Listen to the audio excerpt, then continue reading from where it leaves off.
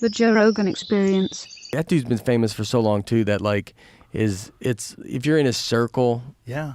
I mean, I think he's like one of the best, if not the best ever. Like, well, 100% one of the best ever. If you go back and watch Bigger and Blacker, you know, you go back and watch Bring the Pain, those are fucking classic specials. They're as good as anybody's ever done. Mm-hmm. Those are two absolute rock solid, classic, all-time great stand-up comedy specials. yeah, it's crazy. Undeniably. But I liked it because it was like, that was like when you were saying something and it was in the form of jokes. So you're saying these big points and it's done in the form, it's rapid, boom, Yeah, boom, yeah. boom.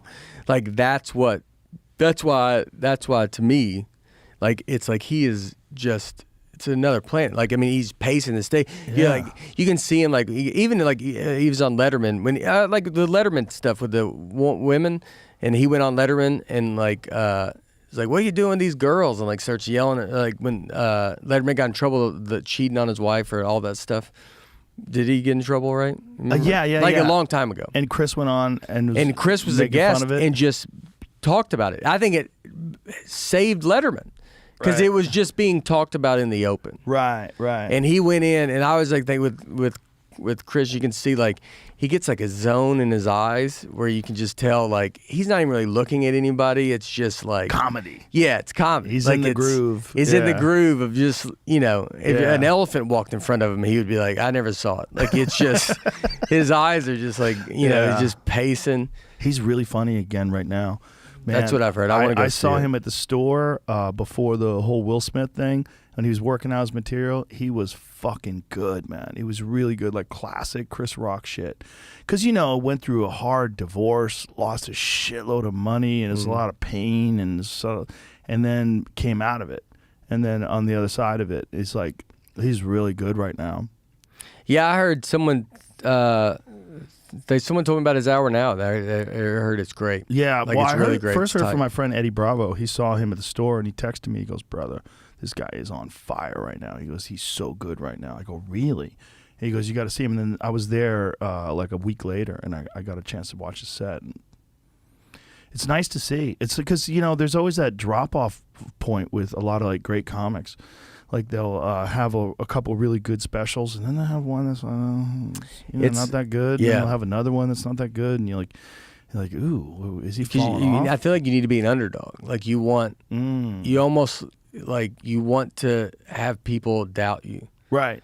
And that's the whole beginning of comedy is you go on stage and this crowd doubts you. So your first time on stage is talking to 20 people that don't think you can do this. Right. So every time you go on stage is just proving something. Right. And then maybe you get too big to a point to where now they're there. And if you're not aware of it, like they said, like the self audit, or if you're constantly just reminding yourself that you're not like, almost like you hear me on stage, you're like, dude, I'm nobody. I'm an Right. idiot. I don't think I know how to do comedy. To be honest, like you think that all is, you know, like once you tape an hour, you're like, I don't know how I could ever do it ever again. I should quit, honestly, and get a regular job, and probably it's going to happen. Like you just this panic of just all this stuff. And so if you don't have that, then you can kind of get lost, and then you're like, and that's when I think specials can get bad. You're just cramming them out, and you're like, you may do one, I'll do it tomorrow. I'll go, and you just are pounding them out, and then you need that back to like, and almost like with. Not saying Chris was at that point, but like the resurgence of now he had that happen at the Oscars. So now everybody's going to be like expecting a lot from him. If he comes and does something, whatever, it's like, I mean, it's not, there's no payback. There's no, nothing. Yeah. It's like, dude, who cares? Yeah. But if he comes back with this next special and it's what what I'm hearing it's supposed to be, it's going to be. It's right back where he was at his best. When I saw him, he was killing. I mean, killing. And, you know, it was a drop-in set. It wasn't announced. You got to find that. I think you got to find that motivation. Yes. The motivation that makes you. You know, Sinbad said that. I remember reading a book. He's talking about. He's like, because it's hard to go. He was riding Greyhound buses to shows, and so Sinbad's like laughing with the bus driver. I mean, he's just like the most funny you could be. And then you're in limos or something, and then everything kind of changes, and you lose that hang, where you lose that perspective of like that kind of outside Yeah. world, and you think like, well, I walked to my show and my coffee wasn't where I thought it was going to be, and then and you're like, well, that's someone's job. You're like you go, well, all I do is ask for that to be right there. I don't think that's crazy. Am I being crazy saying that I would like my coffee right on that stool when I walk past it? You know, and you don't go, what? Yeah, no, go get it, dude. Go get it's across the street. There's a Starbucks. Walk over there and go grab whatever you want to grab.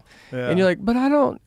But people recognize me and stuff. You're like, no one's gonna recognize. Just go over there and go do your dumb thing, and like bring yourself back to like some kind of reality. Yeah. To go like, all right, You can get insulated. you get insulated. Yeah, and when you're Chris Rock, how do you not get insulated? Everywhere you go, everybody says, "Oh, that's Everywhere you Chris go. Rock."